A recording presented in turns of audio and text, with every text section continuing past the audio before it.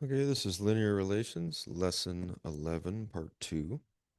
The Build Your Skills, number 1 and 2. So it says, examine two scatter plots below. Identify two similarities and two differences between the graphs. Okay, there's A and there's B. Over here, I'm just going to write similarities.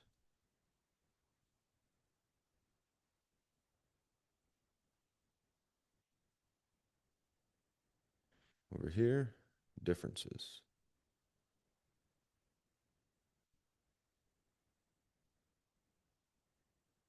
Okay,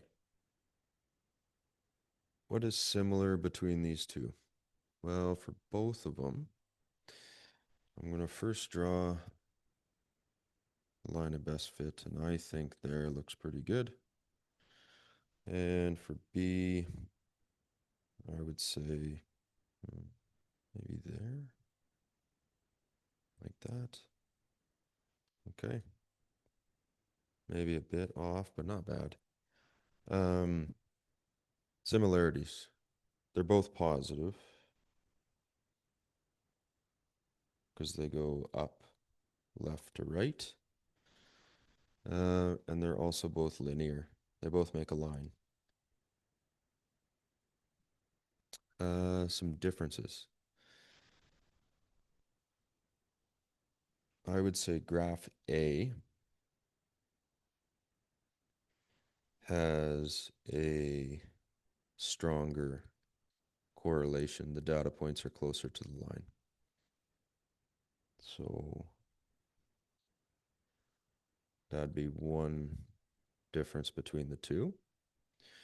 And then number two, I would say graph A has an outlier. And it's right here. And that's pretty much the big differences there. Okay. All right, on to question 2. Draw a scatter plot of the following data. Okay, so I labeled it here for you. And we'll just go through and put in the points. So I got 6 and 5 right there. 5 and 3. 2.5 and 3.5 right